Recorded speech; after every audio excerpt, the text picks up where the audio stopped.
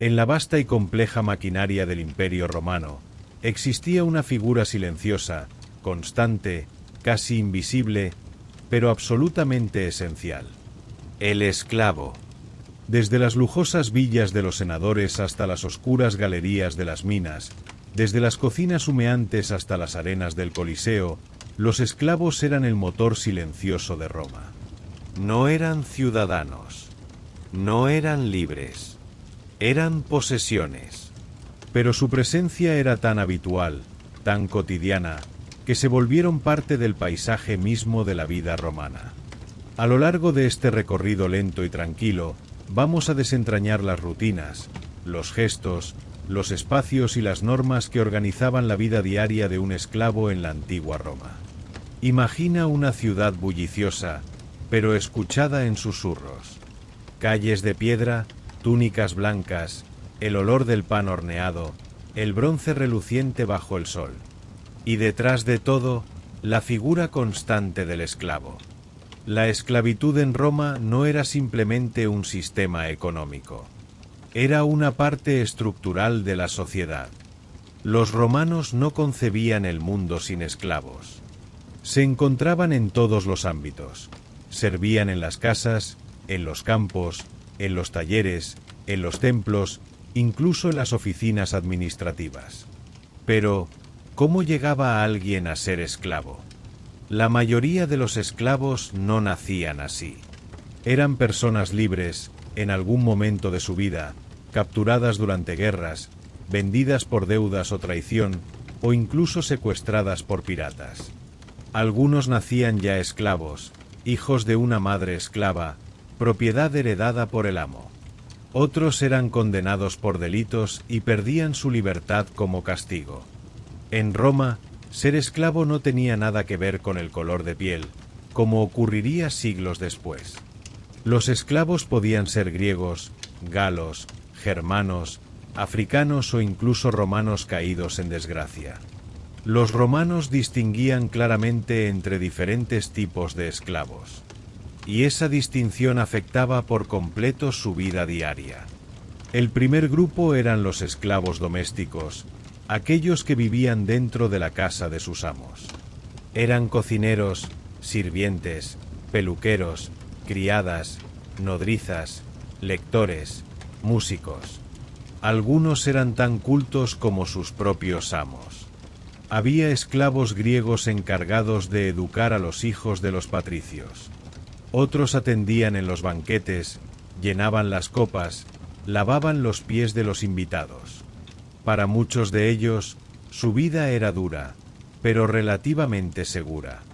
El segundo grupo lo formaban los esclavos rurales, que trabajaban en los latifundios, grandes fincas agrícolas. Estos eran los más numerosos y los más olvidados. Se despertaban con el alba, trabajaban hasta el anochecer, comían lo justo para seguir en pie. Dormían en barracones. Muchos morían jóvenes, agotados o castigados. Su vida se parecía más a la de una bestia de carga que a la de un ser humano. Luego estaban los esclavos públicos, propiedad del Estado. Estos trabajaban en templos, oficinas, construcciones o en el mantenimiento de acueductos, caminos y termas. Algunos vivían en condiciones aceptables, otros no tanto. Su amo no era un individuo, sino la ciudad de Roma misma. Y estaban también los esclavos gladiadores. Muchos de ellos eran prisioneros de guerra, entrenados en escuelas especiales llamadas ludi. Algunos alcanzaban fama y cierto estatus, pero sus vidas eran una moneda lanzada al aire cada vez que entraban a la arena. El espectáculo y la sangre eran su rutina. Todos ellos, sin embargo, compartían una característica fundamental: no eran personas jurídicas. No tenían derechos. Podían ser castigados, vendidos, alquilados, separados de sus familias. Todo dependía del amo. Algunos amos eran compasivos, otros crueles. Pero en la vida cotidiana romana, la esclavitud no era vista como algo trágico ni problemático. Era simplemente parte del orden natural de las cosas. Los esclavos no tenían nombres propios al llegar a Roma. Se les asignaba uno nuevo, uno útil, uno que reflejara su función o su procedencia. Podía ser Félix, si traía suerte, o simplemente Boy.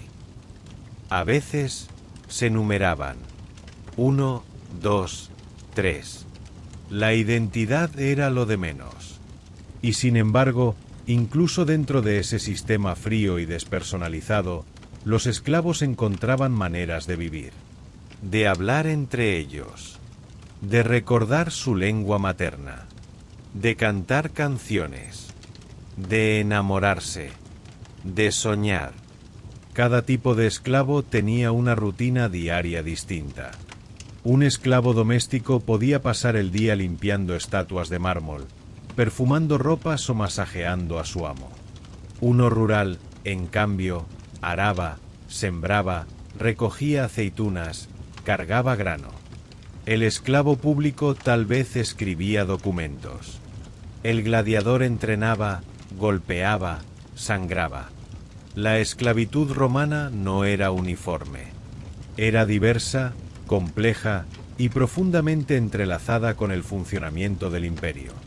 En los registros, en los muros, en las cartas de los amos, casi nunca se menciona la voz del esclavo. Pero estaba ahí, presente en cada rincón de Roma. En los próximos tramos de esta narración, vamos a recorrer con calma sus espacios. Vamos a entrar en sus cocinas, sus campos, sus habitaciones oscuras, sus pensamientos silenciosos. Porque incluso en la más absoluta falta de libertad, hay vida. En el interior de las casas romanas, los esclavos domésticos eran una presencia constante. No un lujo, sino una necesidad asumida por quienes podían permitírselo. En una domus romana, la residencia de una familia acomodada, era habitual encontrar varios esclavos asignados a distintas tareas, desde las más básicas hasta las más refinadas. Imagina una mañana en la casa de un patricio. El sol aún no ha asomado del todo y ya suenan pasos descalzos sobre los suelos de mármol. Un esclavo ha despertado antes que todos. Su primera tarea es encender el fuego del culina, la cocina. Es un lugar ahumado, de paredes oscuras por el hollín. Mientras el fuego toma forma, otro esclavo despierta al amo, alisa las sábanas, recoge la ropa usada y prepara el agua para lavarse. Todo sin hablar, con movimientos precisos, aprendidos por repetición silenciosa. Los esclavos domésticos cumplían funciones específicas. Estaba el hostiarius, el portero, que vigilaba la entrada. El cubicularius, encargado de los dormitorios. El cocus, que cocinaba. El tanse, que rasuraba y peinaba al amo. El lector, que leía en voz alta para entretenerlo. Algunos esclavos eran expertos en preparar ungüentos, perfumes o incluso en tocar instrumentos para amenizar las veladas. Muchos de estos esclavos estaban más cerca de sus amos que sus propios familiares. Los acompañaban al baño, los vestían, los aconsejaban en ciertos asuntos. Pero, aún así, seguían siendo esclavos. Su cercanía no les garantizaba seguridad. Un error, una palabra maldicha, una mirada inoportuna, podía significar el castigo o la venta. Había esclavos que cuidaban exclusivamente de los hijos del amo. Las nodrizas, por ejemplo, eran mujeres que alimentaban a los bebés cuando la madre no lo hacía. A menudo, esos niños crecían más apegados a sus nodrizas que a sus madres biológicas. También estaban los pedagogos, generalmente esclavos griegos instruidos, que se encargaban de la educación de los niños varones. Estos esclavos domésticos vivían dentro de la casa. Dormían en pequeñas habitaciones oscuras o junto a la cocina. Su comida era simple: pan, gachas, a veces restos del banquete. A menudo comían de pie, cuando el tiempo lo permitía. Su vida estaba al servicio de los demás, y su descanso era escaso. Durante los banquetes, la actividad se multiplicaba. Mientras los invitados se recostaban en los triclinios, los esclavos se movían como sombras. Uno traía el vino, otro sostenía la bandeja de frutas, otro recogía los platos. Algunos eran ordenados a cantar, a tocar la lira o incluso a hacer malabares. Había esclavas entrenadas para bailar o entretener con juegos de manos. La ropa de los esclavos era sencilla. Una túnica de lana basta, sin adornos. No podían llevar joyas ni sandalias lujosas. Algunos amos les permitían cubrirse la cabeza si trabajaban en exteriores. Otros marcaban a sus esclavos con collares de hierro que llevaban inscripciones como «Soy de Marcus». Si me escapo, devuélveme. Y sin embargo, dentro de esa existencia limitada, había diferencias. Algunos esclavos domésticos, por su cercanía al amo, podían acceder a favores, a pequeñas recompensas, a la promesa de la libertad futura. A veces eran nombrados administradores del hogar. Organizaban al resto de los esclavos, llevaban las cuentas, supervisaban los mercados. Su palabra tenía peso. Uno de los esclavos domésticos más famosos fue Tiro, secretario personal de Cicerón. No solo escribía por él, sino que también conservó y ordenó gran parte de sus discursos. Otro caso conocido es el de Epicteto, quien siendo esclavo fue instruido en filosofía estoica y acabó convertido en un pensador influyente. Los esclavos domésticos también presenciaban los secretos de la familia. Sabían quién se acostaba con quién, qué deudas tenía el amo, qué temores lo perseguían por las noches. Eran ojos y oídos invisibles, presentes pero ignorados. Algunos amos temían a sus propios esclavos y dormían con la puerta cerrada con llave, aunque el esclavo tuviera la llave. Los castigos eran variados. Algunos amos azotaban por desobediencia. Otros preferían castigos públicos para dar ejemplo. Se usaban látigos, grilletes, encierros en sótanos. También podían ser vendidos como castigo, separados de la casa donde habían vivido años, lanzados a un nuevo destino desconocido. Pero también había recompensas. Algunos esclavos recibían una pequeña cantidad de dinero llamada peculium, que podían ahorrar. Con el tiempo, si el amo lo permitía, podían comprar su libertad. Este era el sueño lejano de muchos, convertirse en libertos. En los momentos de descanso, los esclavos domésticos hablaban entre ellos. Compartían historias, recuerdos de su tierra natal, pequeños rumores. Algunos se reunían en las cocinas, otros en los patios interiores. Se formaban amistades, alianzas, incluso romances secretos. Había bodas simbólicas entre esclavos, aunque la ley no las reconocía. La religión también era parte de su vida. Muchos adoptaban los cultos del hogar, rezaban a los dioses lares de la casa, pero otros conservaban sus propias creencias, traídas de lugares lejanos. En la oscuridad de la noche, en voz baja, murmuraban oraciones a dioses de África, de Asia, de Europa del Este. Un día típico para un esclavo doméstico era una sucesión de tareas, voces, silencios.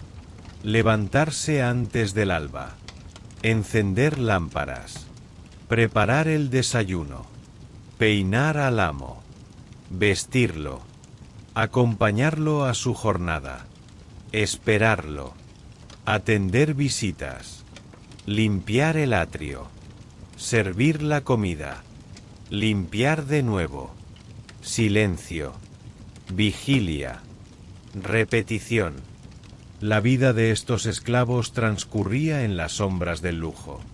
Tocaban sedas, pero no eran suyas. Servían manjares, pero comían sobras. Escuchaban música, pero no podían cantar libremente. Su mundo era un reflejo, una existencia vivida a través de otros. Y sin embargo, vivían, respiraban, pensaban, recordaban, y algunos esperaban. Mientras que los esclavos domésticos vivían cerca de los amos y del bullicio de la ciudad, existía otro grupo, mucho más numeroso y a menudo olvidado. Eran los esclavos rurales, aquellos que trabajaban bajo el sol inclemente, entre el polvo y las piedras, en los campos que alimentaban al imperio. Su vida era distinta, más dura, más solitaria, más larga en horas y más breve en esperanza. Roma era una civilización agrícola. A pesar de su sofisticación urbana, de sus teatros, sus acueductos, sus bibliotecas, su base económica seguía siendo la tierra. Trigo, vid, olivo, cebada, hortalizas. Todo dependía del trabajo del campo. Y ese trabajo era sostenido, en gran parte, por esclavos.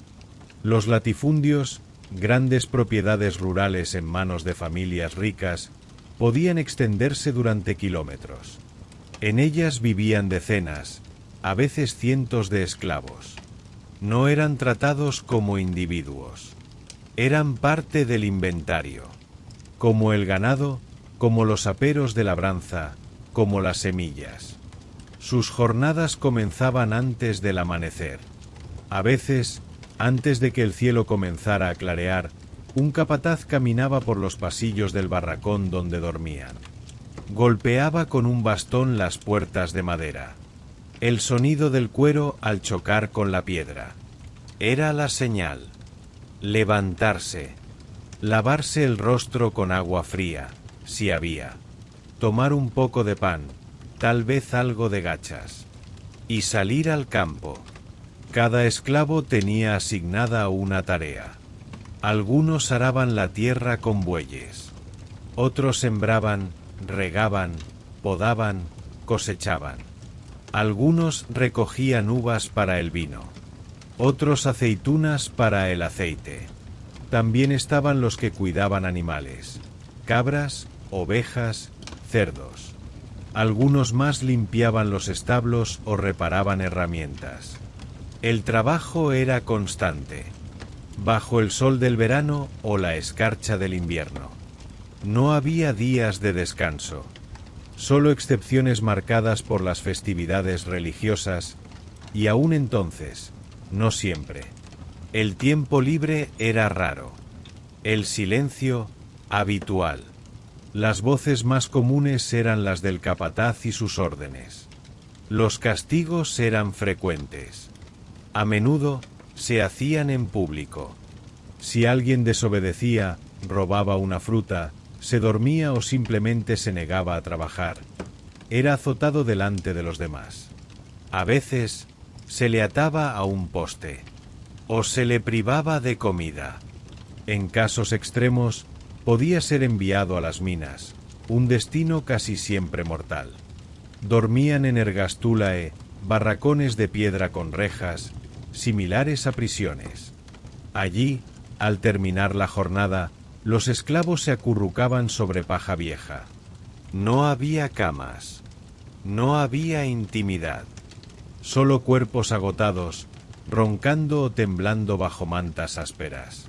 Algunos hablaban en susurros, recordaban sus países, otros lloraban en silencio, otros simplemente dormían.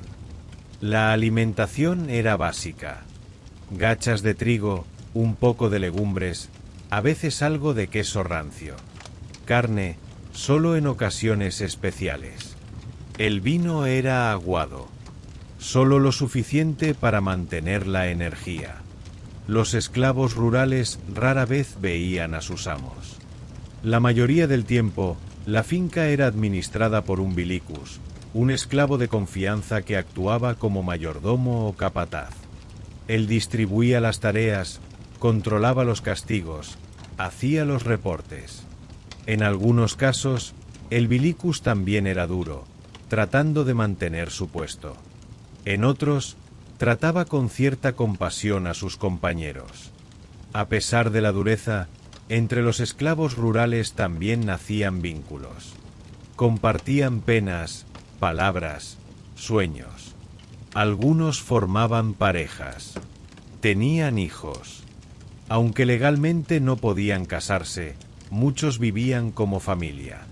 Los niños nacían siendo propiedad del amo, y eran puestos a trabajar desde muy pequeños.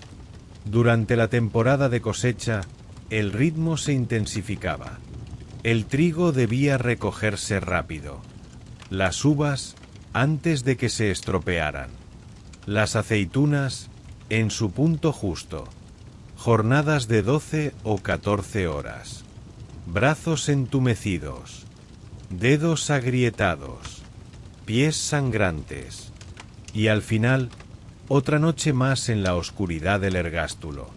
Pero también había momentos de calma. Una noche estrellada. El canto de los grillos.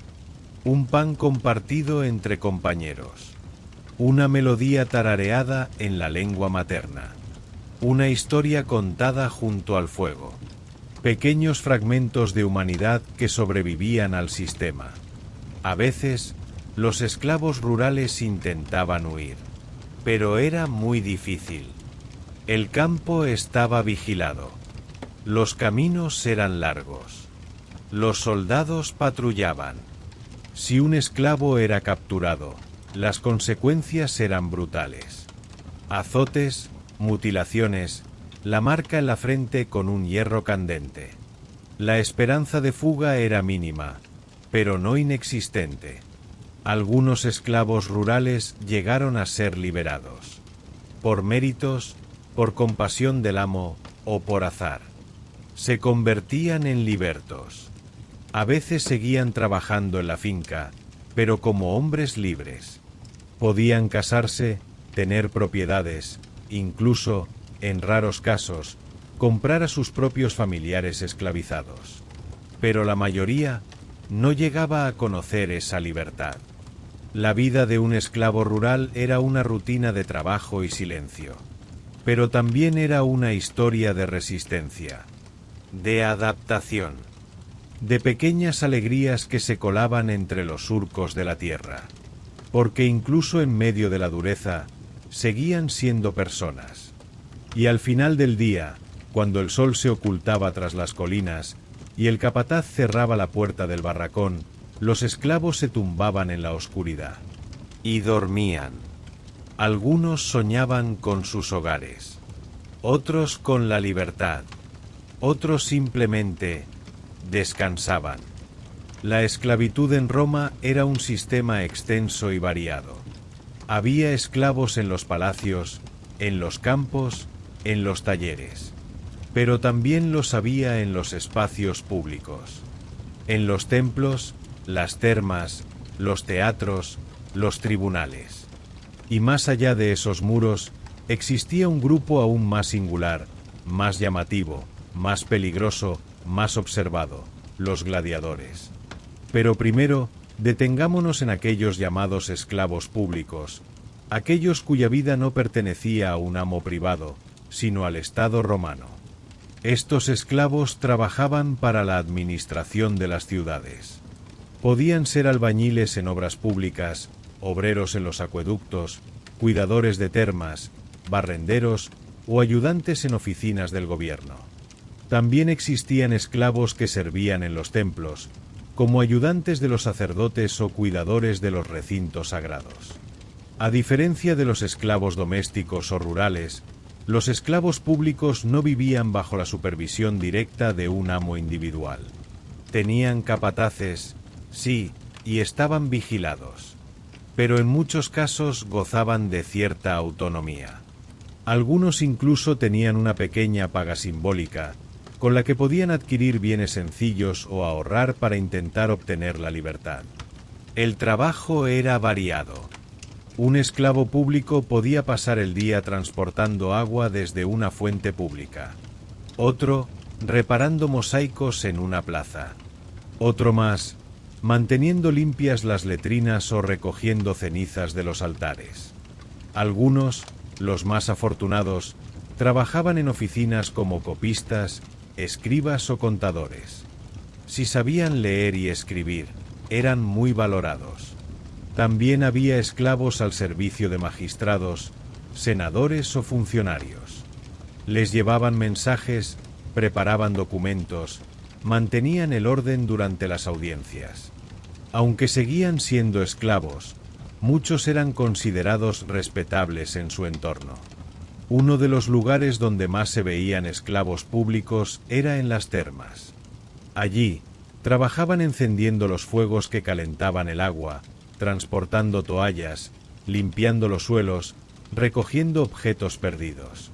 En los días más concurridos, el ritmo era agotador, pero el ambiente era menos tenso que en las fincas rurales. Y luego estaban los esclavos que trabajaban en las minas o en las canteras. Aunque algunos eran públicos, muchos eran propiedad de particulares. Este era quizás el destino más temido. Jornadas interminables, condiciones extremas, aire denso, accidentes frecuentes.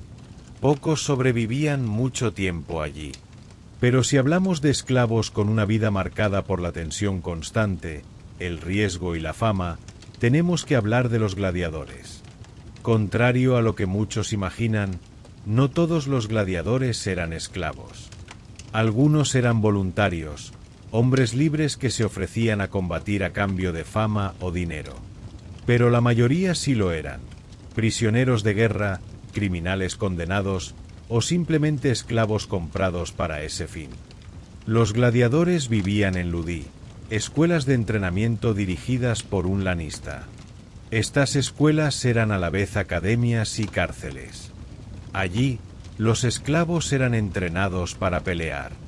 Se ejercitaban con armas de madera, practicaban bajo la mirada estricta de sus instructores, seguían dietas estrictas. Algunos ludí eran más duros que otros, pero en todos, la disciplina era absoluta. La vida de un gladiador era una mezcla de brutalidad y espectáculo. Entrenaban todos los días. Aprendían a manejar distintos tipos de armas: el gladius, el tridente, la red, el escudo. Algunos eran expertos en un estilo particular, como el retiarius, armado con red y tridente, o el murmillo, con casco y espada corta. Cuando llegaba el día del combate, eran llevados al amfiteatrum, el anfiteatro. Allí, entre el clamor del público, la música, los cánticos, el sudor y la sangre, comenzaba el espectáculo. No siempre se trataba de una lucha a muerte. A veces se rendía uno de los combatientes. A veces el público pedía clemencia. Otras veces pedía sangre. Los gladiadores más hábiles podían ganar fama. Eran admirados. Se les escribían poemas. Se vendían figurillas con su imagen. Algunas mujeres de la élite se enamoraban de ellos. Pero seguían siendo esclavos. Aunque aclamados, seguían en manos de un amo. Había gladiadores que sobrevivían muchos años. Incluso algunos llegaban a comprar su libertad. Se les entregaba una espada de madera, símbolo de su retiro. Pero muchos morían jóvenes, en la arena, bajo el rugido de la multitud. A pesar del riesgo, la vida del gladiador ofrecía algo que otros esclavos no tenían: la posibilidad de destacar, de ser visto, de tener un nombre que la gente recordara. Para algunos, eso era suficiente. En ambos mundos, tanto el del esclavo público como el del gladiador, existía una tensión constante entre el servicio obligatorio y la pequeña posibilidad de ascenso. Una esperanza que, aunque tenue, nunca desaparecía del todo. Porque incluso en la esclavitud, los hombres soñaban con la libertad, con el descanso, con un futuro distinto. Y así, al terminar la jornada, los esclavos públicos recogían sus herramientas, apagaban las antorchas de las termas, cerraban las puertas del templo, mientras los gladiadores, con el cuerpo magullado, regresaban a sus celdas, esperando el siguiente combate. Y en la noche dormían, algunos en silencio, otros repasando los movimientos del día, otros simplemente soñando. En las sombras silenciosas del Imperio Romano, más allá de los muros del palacio, del sudor de los campos y del bullicio de las termas, había algo que persistía, algo invisible, frágil, pero inextinguible. Era la esperanza. La vida de un esclavo romano, en cualquiera de sus formas, estaba marcada por la obediencia, la repetición y la vigilancia constante. Y sin embargo, incluso dentro de esa rutina impuesta, muchos esclavos encontraban pequeñas grietas por donde se filtraba la humanidad. Pequeños actos de resistencia, momentos de dignidad y, para algunos, el camino hacia la libertad. La primera forma de resistencia era la más silenciosa: resistir con el cuerpo. Levantarse cada mañana, soportar el trabajo, comer poco, dormir mal, y aún así, mantenerse en pie. La supervivencia, en sí misma, era un acto de resistencia. También existía la resistencia emocional. Recordar la lengua materna. Enseñar canciones antiguas a otros esclavos. Compartir recuerdos. Crear vínculos. Amar. Incluso cuando la ley no reconocía sus relaciones, los esclavos formaban parejas, criaban hijos, construían afectos. Algunos esclavos eran astutos. Aprendían a leer, a escribir, a gestionar cuentas. Se convertían en asistentes valiosos, en figuras de confianza. Y con ello, abrían una puerta que, para la mayoría, permanecía cerrada: la manumisión. La manumisión era el proceso por el cual un esclavo obtenía su libertad. Había varias formas de lograrla. A veces, el amo liberaba al esclavo por voluntad propia, como premio por años de servicio fiel. En otras ocasiones, el esclavo compraba su libertad, usando el peculium, una pequeña suma que algunos amos permitían ahorrar. También podía ser liberado en el testamento del amo, como muestra final de gratitud o compasión. Un esclavo manumitido pasaba a ser un liberto, libertus. Era libre, pero no del todo. Debía mantener ciertos deberes hacia su antiguo amo, ahora su patrón. Tenía que visitarlo, prestarle servicios en ocasiones especiales y mostrarle respeto. Pero el liberto podía trabajar, tener propiedades, casarse legalmente e incluso tener hijos libres y ciudadanos. Era un nuevo comienzo. La sociedad romana no era igualitaria, pero sí aceptaba la movilidad. Algunos libertos llegaron a ser ricos. Mercaderes, banqueros, artesanos de éxito. Incluso hubo libertos que financiaron construcciones públicas o templos. Sus nombres quedaron inscritos en piedra. Uno de los casos más notables fue el de Trimalción, un personaje ficticio del Satiricón de Petronio, que representa a un liberto que se enriquece hasta el exceso, celebrando banquetes extravagantes y presumiendo de su fortuna. Aunque caricaturesco, el personaje refleja una realidad. Algunos libertos realmente alcanzaban una posición social relevante. Pero la manumisión no era el único camino. También existía la rebelión. La más famosa fue, sin duda, la de Espartaco, un gladiador tracio que, en el año 73 a.C., lideró una revuelta de esclavos que sacudió al imperio. Junto a miles de hombres y mujeres, escapó de la escuela de gladiadores de Capua, reunió un ejército improvisado y desafió durante años al poder romano. Aunque finalmente fue derrotado, su historia dejó una huella imborrable. Una chispa de dignidad en medio de la opresión. Hubo otras revueltas, menos conocidas, en Sicilia, en Asia Menor, en diversas provincias. Aunque pocas triunfaron, demostraban que la esclavitud romana no era un sistema aceptado sin cuestionamientos. Había descontento. Había deseo de libertad. La resistencia también podía ser cultural. Algunos esclavos, especialmente los traídos del este del imperio, mantenían sus tradiciones religiosas. Cultos a dioses egipcios, mesopotámicos, celtas. En la oscuridad de la noche se reunían en secreto. Encendían lámparas. Susurraban plegarias. Y en esos rituales encontraban consuelo.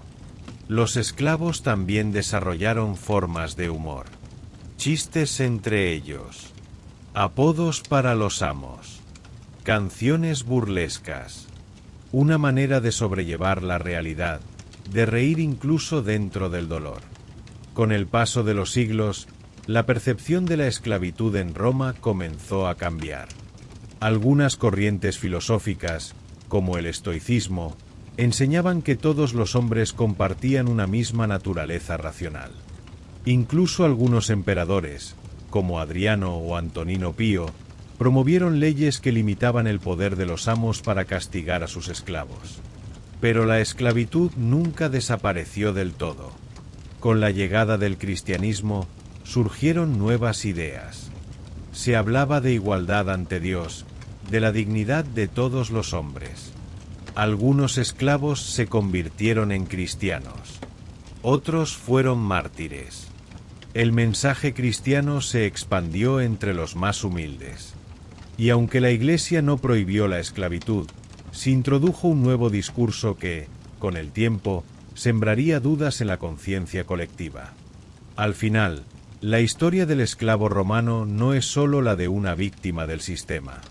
Es también la de alguien que, a pesar de todo, vivió, trabajó, sintió, esperó. Y cada vez que uno de ellos fue liberado y caminó por las calles como hombre o mujer libre, llevaba consigo el recuerdo de los que no lo lograron, el peso del pasado y la promesa de que, incluso en el rincón más oscuro de Roma, podía surgir una llama de libertad.